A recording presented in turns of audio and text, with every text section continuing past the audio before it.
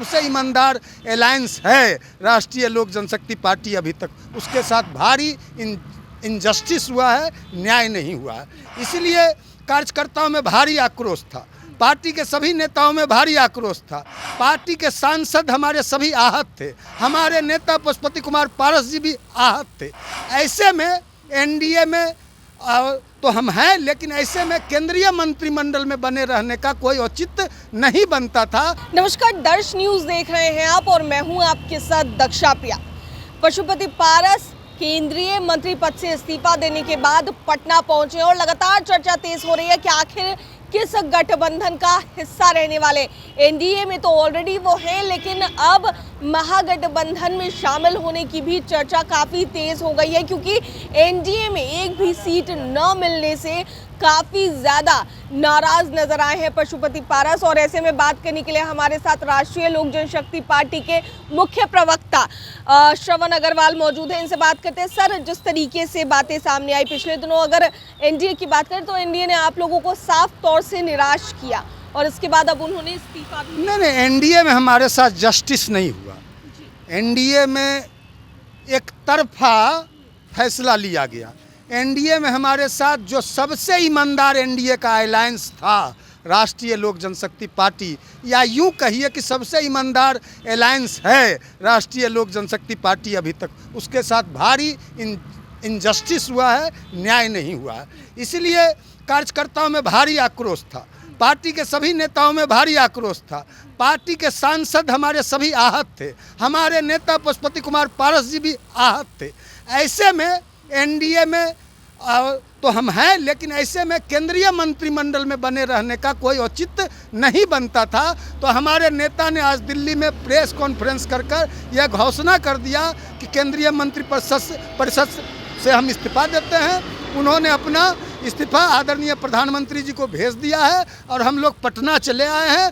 पटना में जल्द ही, यह 2 दिन हमारे लिए, पार्टी के लिए बहुत महत्वपूर्ण होने वाले हैं। इस 2 दिन में पूरे सूबे बिहार के जितने भी हमारी पार्टी के जिला अध्यक्ष हैं, प्रखंड अध्यक्ष हैं, पंचायत अध्यक्ष हैं, वार्ड अध्यक्ष हैं, बूथ अध्यक्ष हैं, और एक और हमारा बड़ा संगठन है दलित सेना, उसकी भी हम बैठक बुलाएंगे। और उस बैठक बुला के बैठक में यह निर्णय लिया जाएगा, उस बैठक में यह तय किया जाएगा कि पार्टी का अगला कदम क्या होगा, पार्टी का अगला एक्शन क्या होगा, पार्टी आगे किस दिशा में लोकसभा के चुनाव में जाएगी। इस बैठक पर यह निर्णय डिपेंड कर रहा है और जल्द ही हम बैठक बुलाने जा रहे हैं। क्या लगता है, इतने सालों से आप लोग साथ में हैं, हिस्सा रहे हैं एनडीए का, और अब जा कर के लगा कि उनको ज़्यादा विश्वास चिराग पासवान पर हो गया कि 5 सीटें उनको दे दी गई। 1 सीट की ही तो मांग कर रहे थे लगातार पशुपति पारस, वो भी जो परंपरागत सीट थी हाजीपुर की मांग कर रहे थे, और वो भी उनको नहीं दिया गया। देखिए, कुछ न कुछ इसमें साजिश है,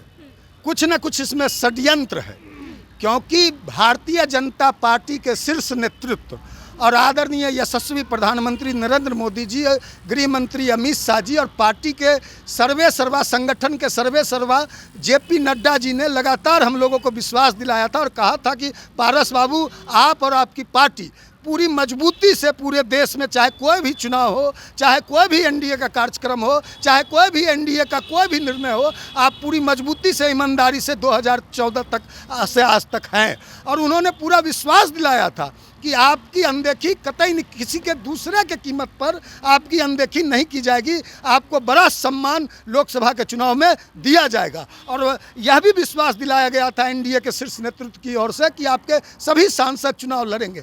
लेकिन न जाने ऐसा क्या हुआ, एकाएक परिस्थितियां बदली, एकाएक सारे राजनीतिक सीन बदल गए और हमने देखा कि दिल्ली में प्रेस कॉन्फ्रेंस हुआ परसों एनडीए का, और एक तरफा फैसला ले लिया गया, सीट शेयरिंग कर दिया गया। निश्चित रूप से भारतीय जनता पार्टी के शीर्ष नेतृत्व को बिहार के नेताओं ने कुछ गलत फीडबैक दिया है, गलत जाके कुछ सूचना दिया है, इसके कारण हमारी अनदेखी की गई है। आपके 2 एमपीज भी जो है वो चिराग पासवान के संपर्क में, पिछले दिनों उन्होंने जाकर मुलाकात भी की थी, वीणा देवी या महबूब अली कैसर। नहीं, वीणा देवी तो काफ़ी पहले हमको छोड़ के चली गई थी, 5-6 महीना। लेकिन महबूब अली कैसर जी तो परसों तक हमारे संसदीय बोर्ड की बैठक में थे। हाँ, जा रहे थे, वो मिलने जाते थे, वो कहते थे कि हमारे व्यक्तिगत ताल्लुकात हैं, व्यक्तिगत रिश्ते हैं तो हम मिलने आते हैं। लेकिन वह परसों तक संसदीय बोर्ड की बैठक में थे, परसों तक हमारे साथ बैठे हुए थे। ठीक है, कोई अपना भविष्य तलाश रहा है, कोई अपना भविष्य देख रहा है, उस पर कुछ नहीं करना। लेकिन महबूब अली कैसर जी आज भी हमारे साथ बने हुए हैं। सर, एक आखिरी सवाल, महागठबंधन में शामिल होने की चर्चा हो रही है, कहा जा रहा है कि पशुपति पारस अब नाराज हैं, तो ऐसे में रुख महागठबंधन का भी कर सकते हैं और लालू प्रसाद यादव से भी उनकी मुलाकात हो सकती है। हमारे यहाँ ऐसी कोई चर्चा नहीं हो रही है, आप लोगों के यहाँ ऐसी चर्चाएं हो रही है, मीडिया में ऐसी चर्चाएं हो रही है, आप ही लोग ऐसी इस तरह की चर्चाएं चलाते हैं। चुनाव के समय है, कई तरह की खबरें चलती हैं, सूत्रों के हवाले से चलती हैं, लेकिन वह सारी खबरें भ्रामक होती है। जो पार्टी का फैसला होगा, निर्णय होगा, आपको जल्द ही प्रेस कॉन्फ्रेंस करके साझा कर दिया ऑफर कहा जा रहा है कि पशुपति कोई ऑफर नहीं है, कोई ऐसा कुछ नहीं है। अभी हम लोगों ने कोई निर्णय नहीं लिया है। हमारे पार्टी में एक निर्णय, आंतरिक लोकतंत्र है, एक निर्णय लेने का प्रक्रिया है। सारे लोगों को बुलाएंगे, सबके सहमति से, सबके राय मशविरा से, सबके विचार से जो तय होगा पार्टी वह निर्णय लेगी। हमारे नेता पशुपति कुमार पारस जी वह निर्णय लेंगे। बहुत बहुत धन्यवाद सर। तो राष्ट्रीय लोक जनशक्ति पार्टी के मुख्य प्रवक्ता श्रवण अग्रवाल से बात करें तो ऐसे में जिस तरीके से नाराजगी पशुपति पारस की लगातार देखने को मिल रही है, इसको लेकर के चर्चा ये भी हो रही है कि कहीं महागठबंधन का तो हिस्सा पशुपति पारस नहीं हो सकते हैं। और ऐसे में बातचीत कर रहे थे पार्टी के प्रवक्ता से, क्या कुछ उनका कहना था वो आपने सुना। कैमरा पर्सन ऋतिक के साथ मैं दक्षा प्रिया, दर्श न्यूज़, पटना।